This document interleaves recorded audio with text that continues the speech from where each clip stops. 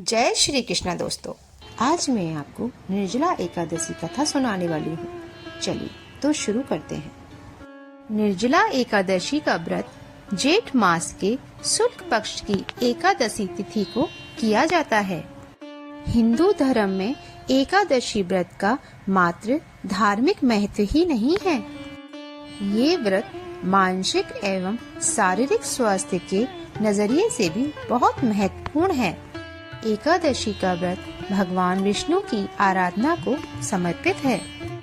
जब वेद व्यास ने पांडवों को चारों पुरुषार्थ धर्म, अर्थ, काम और मोक्ष देने वाली एकादशी व्रत का संकल्प कराया था, तब युधिष्ठिर ने कहा, जनार्दन, श्रेष्ठ मास के शुक्ल पक्ष में जो एकादशी पड़ती हो, कृपया उसका वर्णन कीजिए।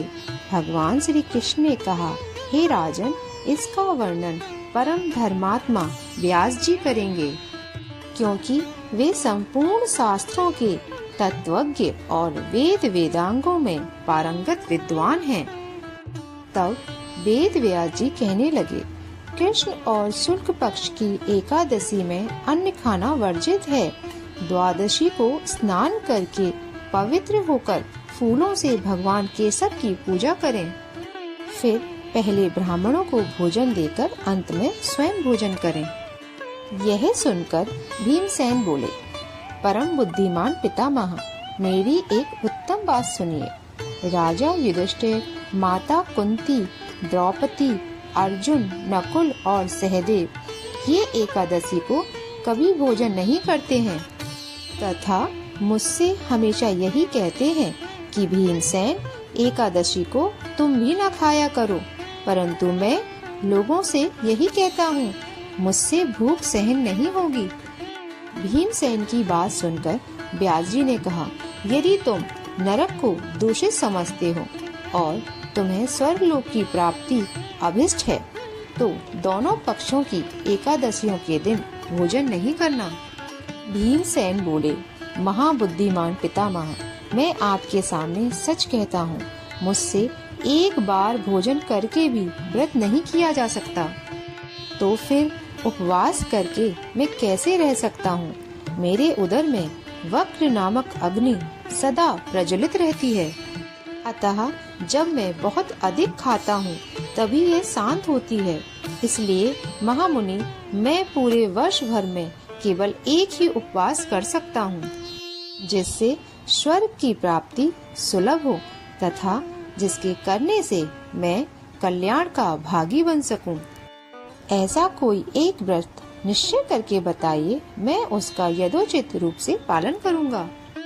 व्यास जी ने कहा, भीम, श्रेष्ठ मास में सूर्य वर्ष राशि पर हो या मिथुन राशि पर शुक्ल पक्ष में जो एकादशी हो, उसका यत्न पूर्वक निर्जला व्रत करो। केवल कुल्ला या आचमन करने के लिए मुख में जल डाल सकते हो, उसको छोड़कर किसी प्रकार का जल विद्वान पुरुष मुख में ना डाले।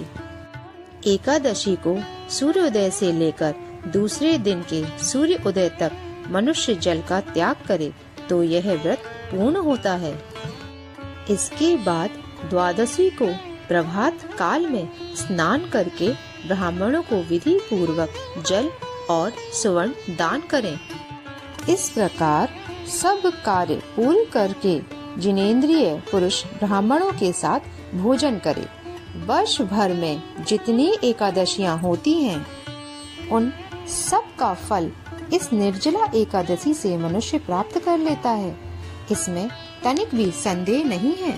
शंख, चक्र और गदा धारण करने वाले भगवान केशव ने मुझसे कहा था कि यदि मानव सबको छोड़कर एकमात्र मेरी शरण में आ जाए और एकादशी को निराहार रहे तो वह सब पापों से छूट जाता है। कुंती नंदन, निर्जला एकादशी के दिन श्रद्धालु स्त्री पुरुषों के लिए जो विशेष दान और कर्तव्य विहित है, उन्हें सुनो। उस दिन जल में शयन करने वाले भगवान विष्णु का पूजन और जलमयी धेनु यानी पानी में खड़ी गाय का दान करना चाहिए। सामान्य गाय या घी से बनी गाय का दान भी किया जा सकता है। इस दिन दक्षिणा और कई तरह की मिठाइयों से ब्राह्मणों को संतुष्ट करना चाहिए। उनके संतुष्ट होने पर श्री हरि मोक्ष प्रदान करते हैं।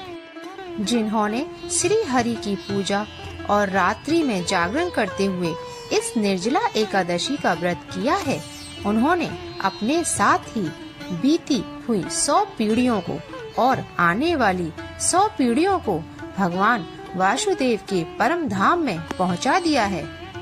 निर्जला एकादशी के दिन अन्न, वस्त्र, गौ, जल, शैया, सुंदर आसन, कमंडलू तथा छाता दान करने चाहिए।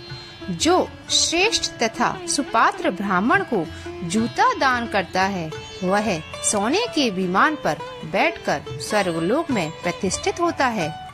जो इस एकादशी की महिमा को भक्ति पूर्वक सुनता है अथवा उसका वर्णन करता है, वह स्वर्गलोक में जाता है।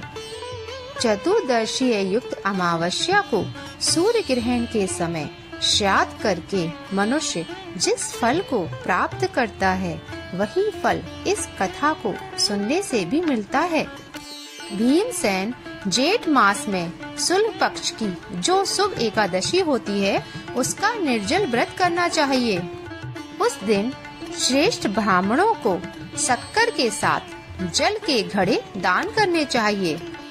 ऐसा करने से मनुष्य भगवान विष्णु के समीप पहुंचकर आनंद का अनुभव करता है। इसके बाद द्वादशी को ब्राह्मण भोजन कराने के बाद स्वयं भोजन करें। जो इस प्रकार पूर्ण रूप से पाप नाशनी एकादशी का व्रत करता है, वह सब पापों से मुक्त हो आनंदमय पद प्राप्त करता है। यह सुनकर भीमसेन ने भी इस शुभ एकादशी का व्रत आरंभ कर दिया। ऐसी ही आध्यात्मिक कथाओं को सुनने के लिए हमारे चैनल को सब्सक्राइब